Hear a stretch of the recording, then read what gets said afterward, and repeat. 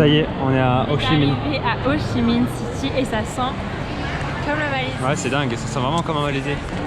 Bonjour Zabla. Ah ouais, on va réserver le taxi et avec le wifi. Mais ça sent de ouf comme la Malaisie et il fait très très chaud. Il fait lourd, bien humide quoi. Ouais, bien plus qu'à Bali. Bon allez, on réserve le taxi. Il fait nuit alors qu'il est 17h. Ouais, il fait nuit noire, il est 17h.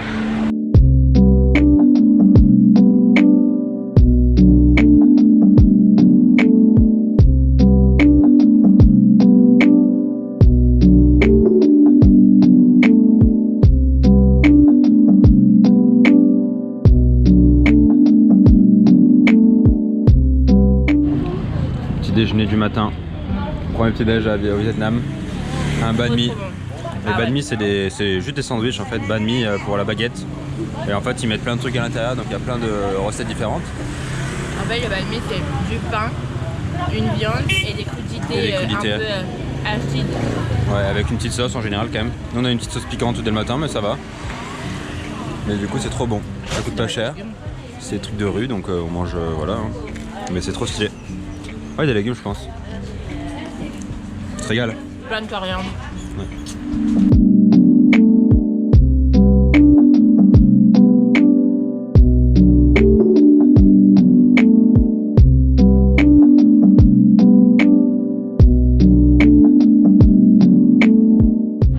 Bon, on est parti du marché.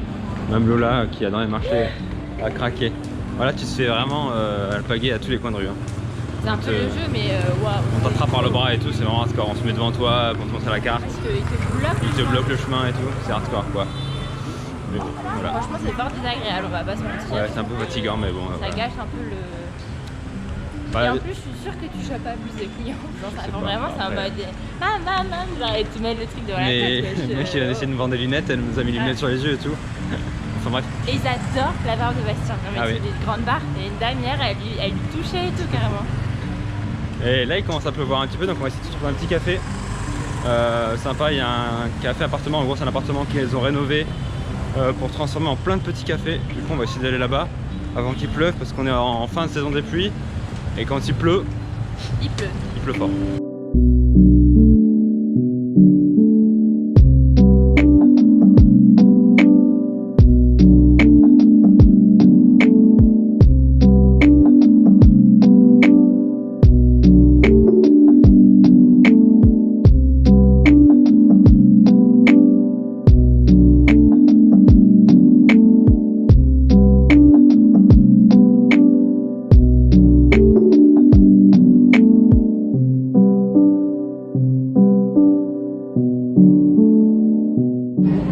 Lola s'apprête à déguster un egg coffee. Le nom dégoûte. Le nom dégoûte un peu, mais moi j'ai un hot coffee, mais j'avais rarement eu autant de crème. Waouh. Tu sais de quoi ça a goût? Honnêtement, un tiramisu. C'est vrai? Ouais. Ah, pas mal quand même. C'est pas là, je pense qu'il y a équivalent de 3 coca dedans. Oh, enculé. Ça a goût d'intéressant. J'ai dit que c'est du egg coffee. Alors la mousse c'est bon, très sucré, ça a le goût de la mousse du tiramisu. Mais je peux vomir en vous le disant, j'ai pris une cible et Franchement, j'ai coupé la caméra, 4 secondes après, j'ai cru qu'il allait vomir, c'était délicieux. Comme moment, vous savez les glaires du blanc d'œuf collé à ma langue, ça me dégoûte gravos. Tu fais ça des fois dans le café, t'as des bouts de glaire de blanc d'œuf. C'est immense. Quelle abusesse, c'est bruit horrible là. Bon, moi j'avoue qu'il est dégueulasse aussi. Déjà il y a beaucoup de mousse, c'est un peu bizarre. Je vous jure que vous connaissez la Bastien, mais pour que Bastien dise qu'un café est dégueulasse. Non, franchement il est pas très bon. C'est super amer. Mais ça c'est pas très grave. Mais il a un goût de goudron un peu, c'est immonde. Un goût de Regardez la couleur déjà. Brûlé, je trouve. Ouais, de brûlé, ouais c'est ça. La goût de caramel brûlé. La couleur, j'ai rarement vu un truc aussi, c'est noir mon pote. Non mais ça après bon ça c'est pas très... Déjà qu'il y ait autant de mousse c'est cheveux c'est... transition. Non arrête. C'est complètement n'importe quoi, le lame fait n'importe quoi. On est dans des photobooths apparemment, ils font ça en Corée, donc là il y a un truc de photobooth. Tu payes 3 € et t'as 4 photos. Donc voilà. Et tu choisis plein de... Et t'as plein d'accessoires, tu peux te maquiller et tout, c'est vraiment n'importe quoi, donc voilà. On met un truc hein, que je suis pas ridicule tout seul. Hein.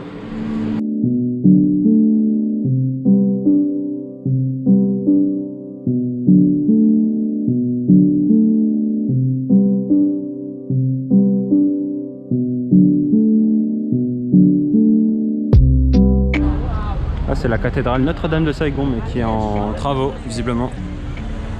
Et ça, c'est le post office, qui apparemment est sympa à visiter. Donc on va faire un tour.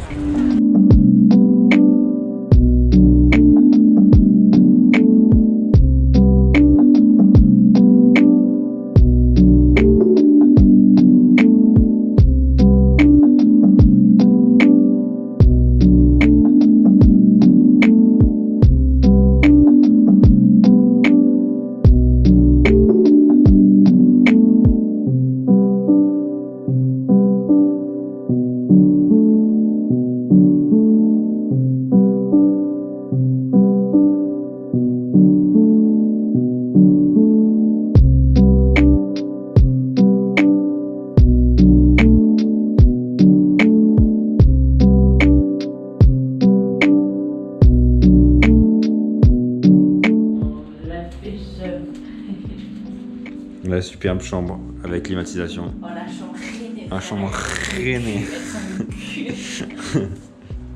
Voilà, la salle de bain. Par contre, on a un peu de pression aujourd'hui, cette fois, et l'eau chaude. Ce qui n'est pas pour nous déplaire, mais bon, voilà. On dit qu'elle est traînée parce qu'elle est un peu cracouille. Et puis en vrai de vrai, elle n'est pas non plus. Cette porte, voilà. Et Lola, depuis qu'on l'a dit qu'on allait manger faux ce soir.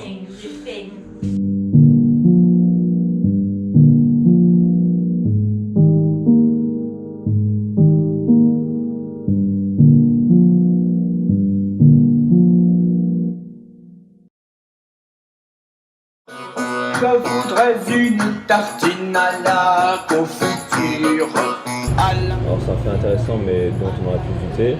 Le Vietnam c'est le 5e plus gros producteur de riz au monde, derrière la Chine, l'Inde, le Bangladesh et l'Indonésie. En revanche, fait un peu plus étonnant, le Vietnam c'est le 2e plus gros producteur de café au monde derrière le Brésil. Alors ils produisent essentiellement du Robusta, d'ailleurs ils en sont les premiers producteurs mondiaux. Et ils produisent à peu près 18% de la production mondiale de café. Et c'est assez récent parce que c'est seulement depuis les années, fin des années 80-90 qu'ils ont commencé à produire en masse du café. Jusqu'en 1975, la ville ne s'appelait pas Ho Chi Minh, elle s'appelait Saigon. Et du coup, elle a été renommée Ho Chi Minh Ville, Ho Chi Minh City en anglais, en l'honneur du monsieur qui s'appelait Ho Chi Minh, qui représentait l'unification du pays et l'unité nationale. Enfin, dernier petit point culture, on va dire. 40% de la population porte le même nom, à savoir Nguyen, ce qui représente à peu près 38 millions de personnes, ce qui est énorme. À titre comparatif, par exemple, en France, le nom de famille le plus porté, c'est Martin. Et il est porté par 200 000 personnes, ce qui représente 0,3% de la population. Donc voilà. Pourquoi ça s'explique de manière très simple, c'est que du coup les Vietnamiens n'ont pas du tout la même signification, le nom de famille pour les Vietnamiens n'a pas du tout la même signification que pour nous en Occident.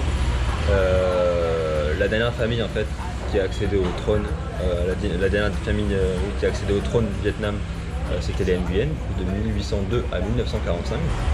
Et du coup en fait les Vietnamiens, pour soit en signe de loyauté ou en signe de soumission par peur des représailles, adoptaient le nom de famille de la dynastie au pouvoir, donc, en l'occurrence les Nguyen.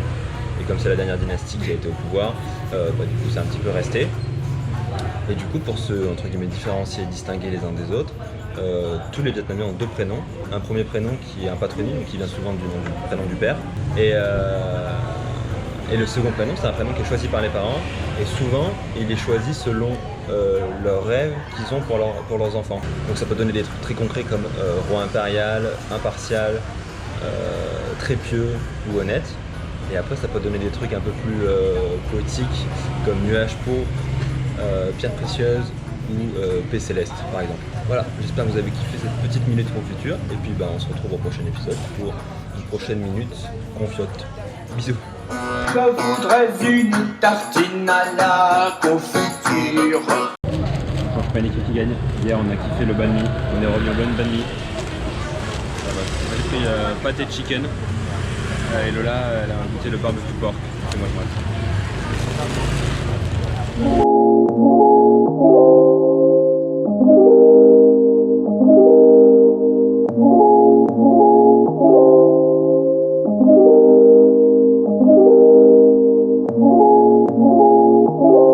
Regardez si vous voulez boire. Ici, c'est dans du plastique. Paille en plastique, soufflé en plastique. C'est un demi-litre par contre. Un demi-litre pour 70 grammes de sucre. Ouais, à peu près, à peu près. Ça, c'est quand tu demandes light. Sinon, Quand c'est tu 100 demandes grammes. no sugar. Sinon, tu repars avec le paquet de sucre.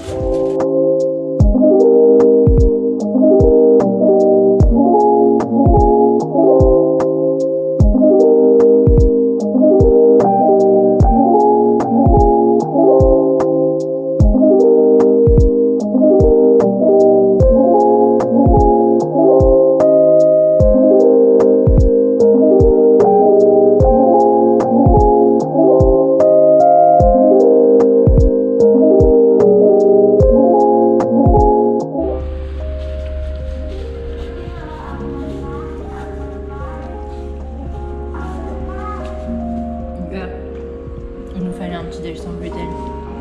Mon bide, il va littéralement exploser.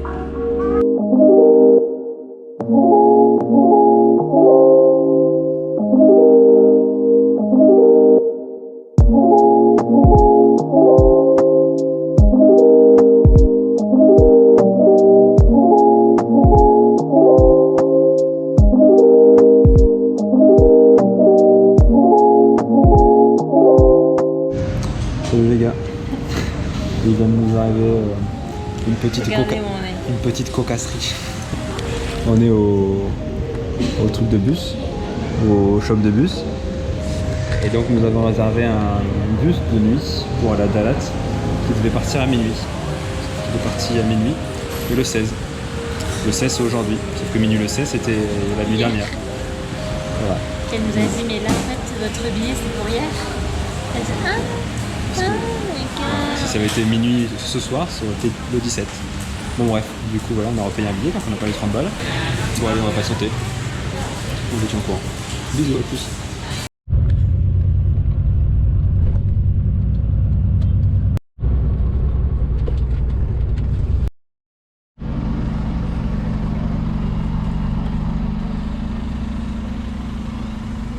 Ça Lola. Nous sommes arrivés à Dalat. La gare de Dalat, enfin la gare routière quoi, de Dalat. Lola a kiffé l'expérience. Lola m'a dit c'était comment. J'ai dit bah franchement ça va, c'était cool et tout. Elle m'a dit moi j'ai trop kiffé, c'était trop bien.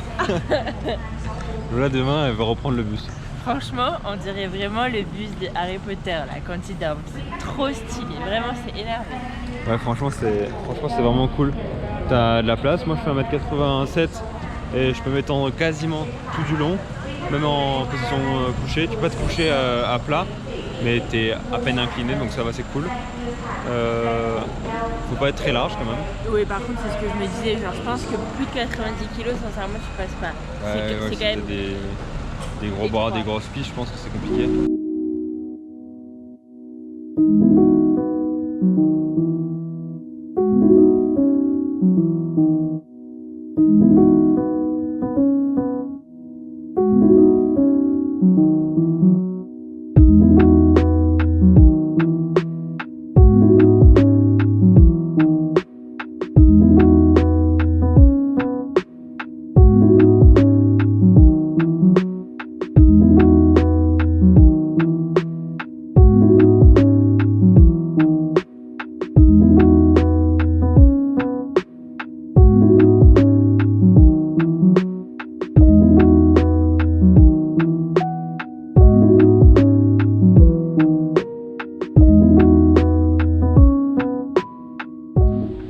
Nous sommes au temple de Tien Vien An.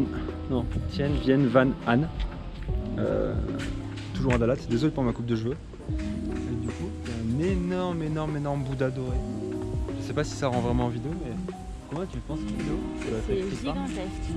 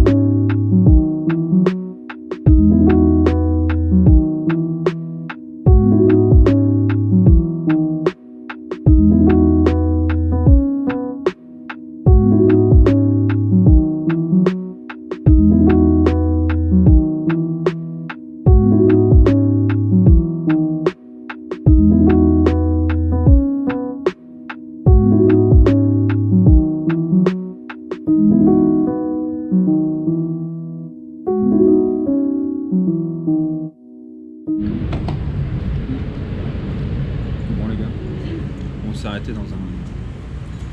Bon, je sais pas, un petit boui en bord de route. Et on sait pas exactement ce qu'on mange. On sait pas comment ça coûte. On sait pas comment ça s'appelle. En fait, il n'y a qu'un seul plat, c'est plat unique. Donc c'est en fait c'est des espèces de galettes de riz avec du jaune d'œuf et du poisson, donc soit du calamar, soit du... Oh shit. Soit du calamar, soit de la crevette. J'en fous partout, putain. En fait, on trempe dans une espèce de bouillon avec beaucoup d'herbes. Et c'est délicieux. Ah ouais, c'est vraiment délicieux. Et il y a des... Ça, c'est du jambon fait maison dans des feuilles de bananier. Attends, je vais vous montrer. En gros, c'est dans les feuilles de bananier. Je pense que ça doit être cuit comme ça, du coup. C'est sûr. En vapeur. Tout le... Ok. T'as du jambon, c'est pas super appétissant comme ça, mais c'est plutôt pas mal. Jambon. Et évidemment c'est minuscule, c'est-à-dire qu'il y a 3 tables. On est devant chez eux en fait. C'est vraiment rigolo. Et en plus c'est délicieux.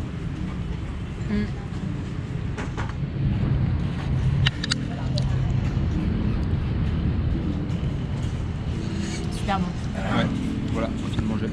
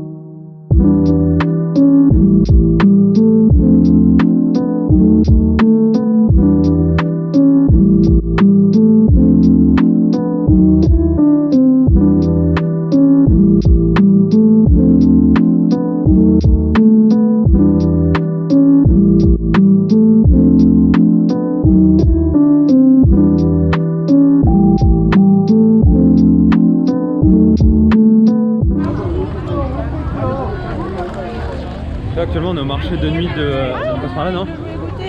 C'est quoi? Tu veux goûter? Vas-y, goûte. Non, ouais, c'est pas la douce entière. Ah ouais? C'est la partie après. Les espaghettis qui passent. Du coup je disais, on est au marché de nuit de Dalat. C'est très sympa, il y a de tout hein. Il y a des coques d'iPhone, des boucles d'oreilles, de la bouffe. Et du coup il y a beaucoup de monde, on n'a pas vu grand monde aujourd'hui mais là tout le monde est là ce soir. Trop stylé. Donc c'est très sympa, il pleut un tout petit peu mais ça va pour le moment. Donc voilà, c'est chouette, on se balade, on grignote un petit peu. Et puis voilà, donc on montre tout ce qu'on va manger. Les yaourts. Ah ouais, c'est les yaourts que j'ai mangé, ouais. On va vous montrer tout ce qu'on va manger. Mais lui c'est voilà. trop bon, ça me dégoûte. Des brochettes là. Ah ouais, où ça? Ah ouais. Alors on va prendre des fraises. Des fraises qui sont... Ouais, j'ai coupé la parole. Hein? Ouais, on coupe la parole. Tu coupes la parole? Non, arrête. Des fraises qui sont faites ici, c'est un peu la spécialité du coin, ils en produisent beaucoup. Voilà. Elle a toutes.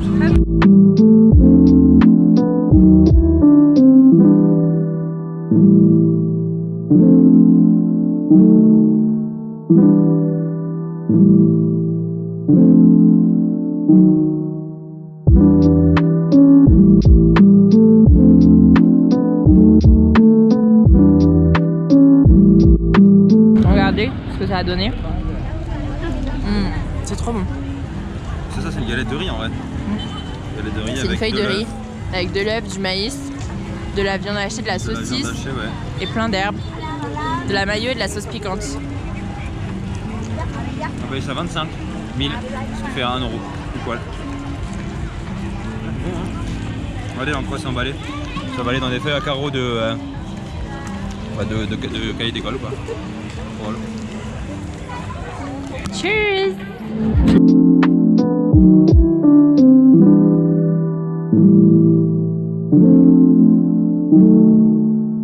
Bon ben, on va passer dans un magasin parce que il pleut.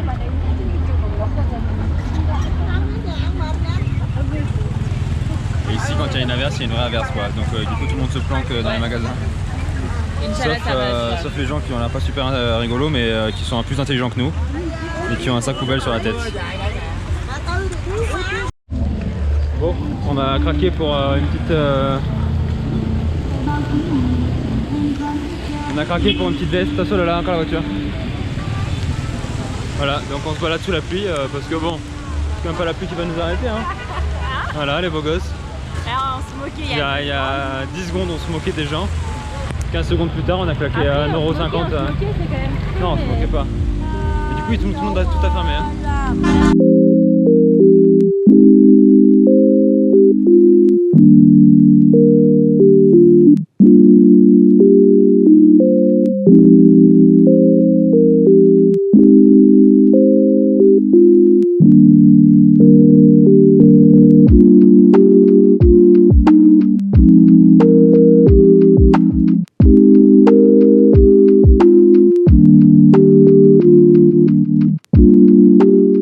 Voilà, on a pris au chocolat pour la petite douceur. On a fini notre petit tour. Et voilà, on va rentrer. Allez, c'est l'heure du dessert. On commence la journée par des petits bun bao. C'est des pains cuits à la vapeur.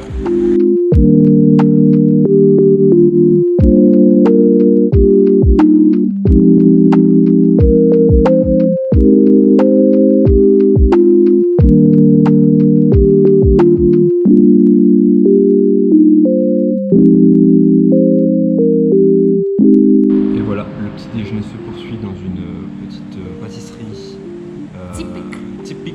En gros, c'est une pâtisserie évidemment locale qui est historique de Dalat. Et du coup, on a pris un petit assortiment, enfin petit, lol. Un gros assortiment. On se dit qu'on gardera le reste. Voilà, c'est ça. Regardez. Du coup, on a goûté. Donc, ça, c'est un sponge cake à l'orange. Sponge cake à l'orange. Sponge cake au raisin. Ça, c'est. Non, un cake normal. Ouais, ok. Ça, c'est C'est une un truc à la coco. typique à la coco. Je sais plus comment ça s'appelle. Et ça aussi, c'est la coco. C'est à la farine de tapioca. Les farines de tapioca. Voilà. Donc, comme disait Lola, aujourd'hui, on a check-out de notre hôtel et on repart direct. On reprend le bus. On quitte Dalat. On reprend un bus de nuit, cette fois à 14h. On a fait 7h, on s'est dit que c'était trop facile. Bon, on va faire le double pour voir ce que ça fait. Donc on part à 16h et on arrive le matin vers 5-6h à Hoi An. On remonte vachement là. Et voilà, c'est ce qui était prévu.